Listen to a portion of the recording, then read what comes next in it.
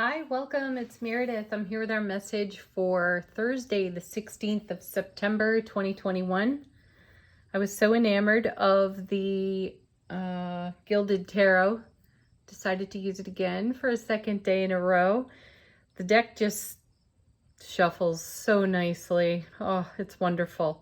All right, we're tuning into the energy atmosphere and how we are responding to it, dancing with it, moving and grooving and shaking. Let's see what's going on according to tarot. Our first oracle card from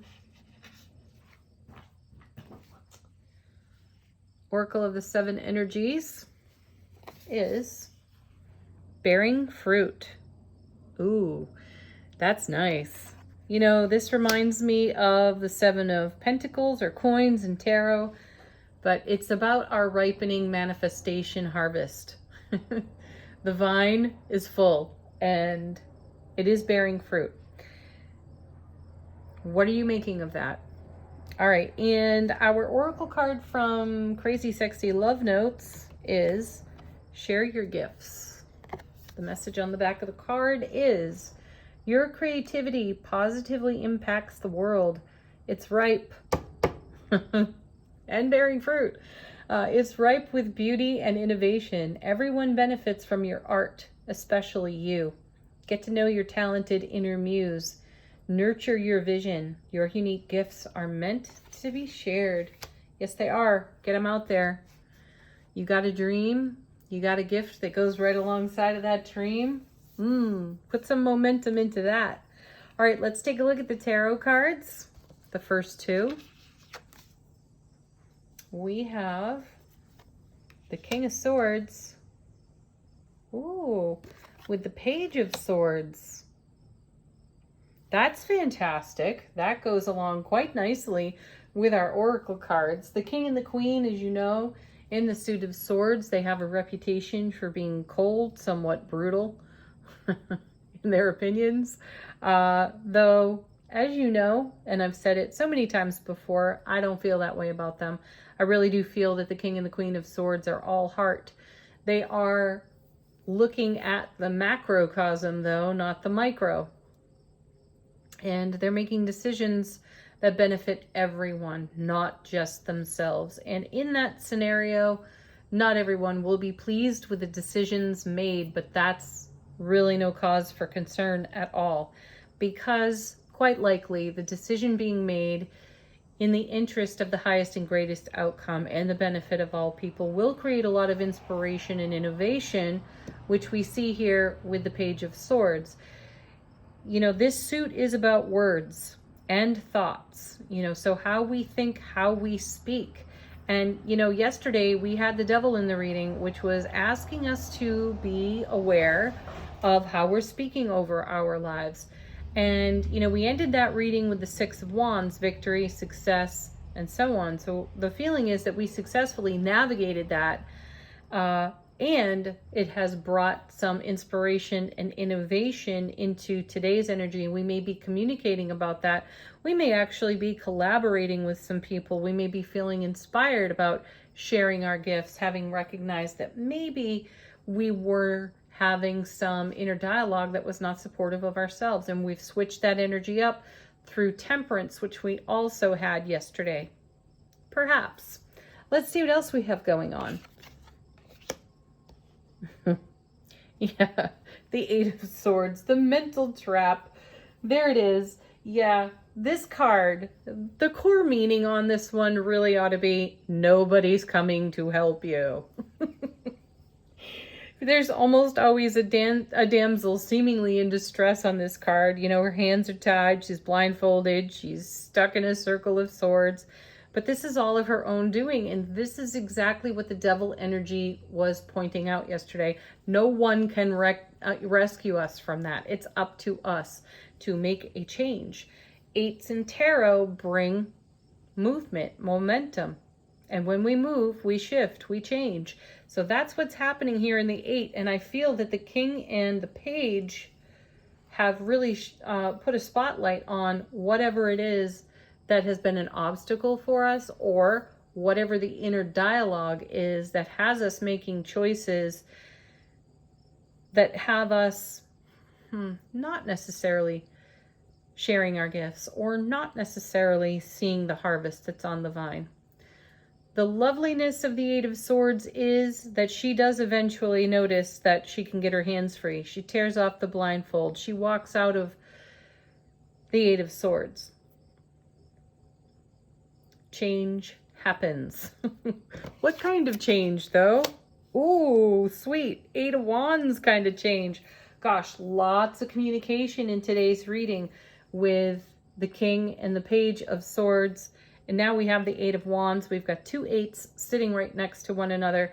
And you can see that, again, like yesterday's reading, as soon as we notice what we're doing that is not necessarily to our highest and greatest benefit, or anyone else's for that matter, King, we make a change. We start communicating differently. And the Eight of Wands is one of those cards, like the Hierophant that we had yesterday, that is a marriage card as well. It is the weaving together of energy, though that weaving together of energy comes through negotiation, communication,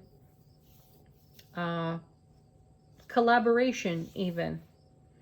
This eight is a beautiful one. It's one of my favorites. It's full of fire, passion, enthusiasm. The Suit of Wands has us engaging our skill and our talent, which brings us back to sharing our gifts. So the sense I'm getting from the cards here is that we have some untapped talent and we're meant to be doing a lot more with it. And there is momentum for it within the energy atmosphere. And we're having some conversation, inner dialogue with our own selves. And, you know, according to Angel Answers yesterday, we were encouraged to speak with helpful people in our world, talk to our guides and angels. I feel that we've done that, and this is the result of that. Okay, next we have really, really beautiful, the Ace of Swords, right there with the King and the Page. There's brilliant clarity. There's everlasting strength. This is a divine and cosmic gift of inspired thought, inspired ideas that we feel excited about taking action on. Coming with this card is the Seven of Wands. Now, as you know, that sevens in tarot are all about bringing heaven to earth. And this is one of those cards that has vexed me a bit as a reader, and I have encountered conflict with this card because I feel so aware of the Six of Wands, and there's 6 wands pointing at this person. They appear to be in defense of those 6 wands. But when you think of the message of the Six of Wands in tarot, it's victory, success, it's homecoming to the self. So why would this person be fending off those wands? And it simply could be that we're taking a pause here and garnering our gains on this card, not necessarily being defensive, but having some appreciation for that victory, that success on the 6, and how to go forward on the 7 to bring heaven to earth within ourselves here. I feel we get some brilliant clarity around that because we have the Ace of Swords. Let's see what comes next. The Two of Wands. Yeah, stepping through a gateway to a whole new world of opportunity. This is what happens when we start to celebrate and engage our gifts, especially if they're gifts that we've allowed to be dormant for a while. Maybe we've been hiding with them a bit. Maybe we've been incubating a bit. We're now moving forward through this gateway, through this portal, having recognized that the energy atmosphere is kind of giving us a nudge and a push to do that. We may still feel like pausing. And then you have the Two of Wands next to the Seven of Wands, making the Nine of Wands, which brings us back to the wounded warrior that we saw in yesterday's reading. Gosh, these two readings are so connected. So consider how it is that you may be pausing here and why. Would momentum serve you at this point? You have 2 8s. So we have this, the 2, the 7, and the 8 of Wands in the reading.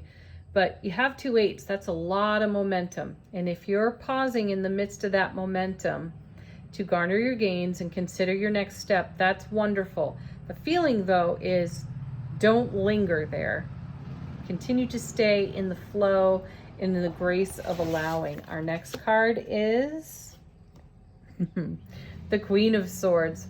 How lovely is that? So we have divine feminine, divine masculine in the same suit, very harmonized energy. They become bookends to one another in the reading. So they are in support of everything that's happening here. And this is just the nature of the King and the Queen of Swords. It's going to be just a tiny bit complicated because, again, the choices that they're making benefit or affect many. Again, macrocosm, not micro. So we're looking at the bigger picture here. You know, last week and the week before, we were moving from one new horizon to the next new horizon. And we weren't hanging out there on those horizons very long. We were gathering the inspiration of reaching those horizons and taking a look at the view from that space. And we're still doing that. We're staying in motion, 8s. And we're going forward. So any complications that are coming up are being swiftly dealt with loving kindness and compassion, with an eye for how it benefits you and then everyone connected to you. That's some big spiritual journey work going on there. So now this 7 seems so much more appropriate, doesn't it? It does. It's worth taking a moment to take a breath, to pause, to look at the success that got you right here to this doorway, which then appears over here on the 2, and how we step across that threshold. I sense we do it in mastery, the kind of mastery that the King and the Queen of Swords can bring us, while we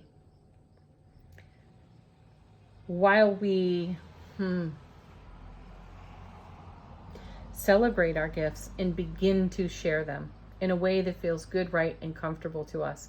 So we bring all that energy together. We marry that energy together and create a whole new foundation and perhaps even a whole new horizon. All right, what's going on behind the scenes? How is the universe supporting us at this time? Our first card, this one. So the 9 of Swords, which we have technically twice now in the reading because we have the 8 and the Ace. Add them together, you get the 9. So this is some anxiety. Okay, fair enough. It could feel just a little bit uncomfortable as our gifts bear fruit and we begin to share them. We might lose a little bit of sleep over that. Perhaps we have some performance anxiety of how we will do in the energy atmosphere of celebrating all this and putting it into motion for ourselves. Now, mind you, this is going on behind the scenes. This is what the universe is assisting us with. There is divine intervention at hand for us, so lean into that. And then we have the Magician, a repeat from yesterday's reading as well. See, there's a little bit of anxiety in watching that dream come true. No one really expects that either.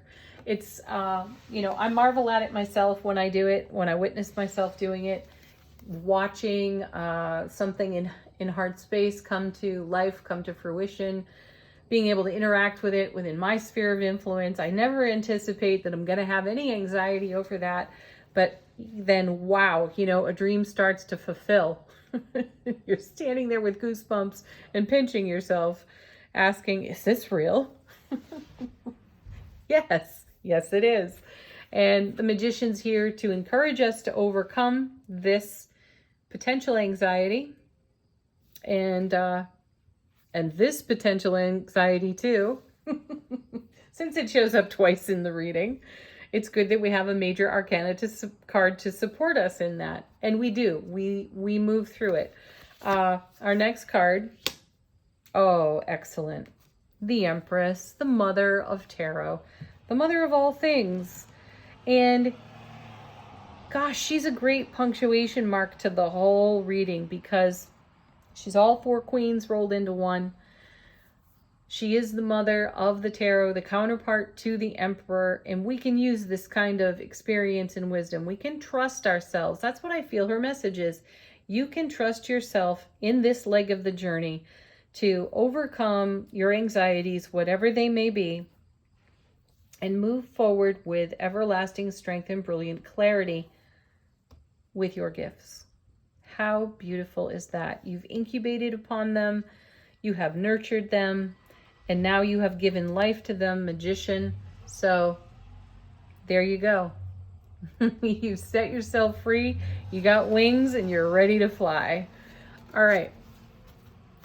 Let's do angel answers. You know the drill here.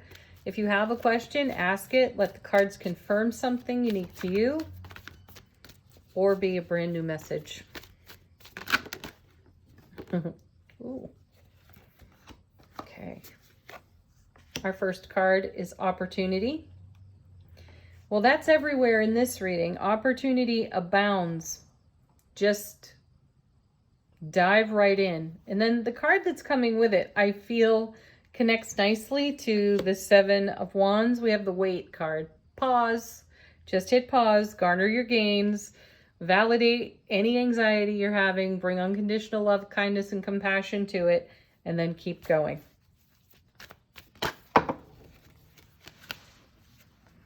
Next. There's something better. Wait, there's something better. Yeah, we saw that a while ago and we went for it. And now it's coming full circle for us.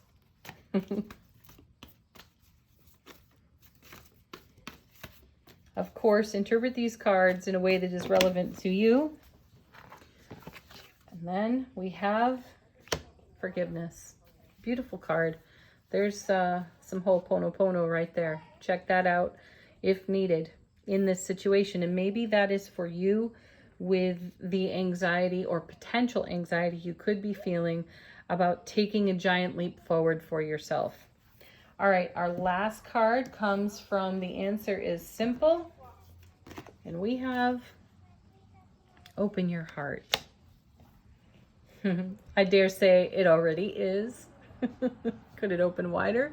Sure. Test that.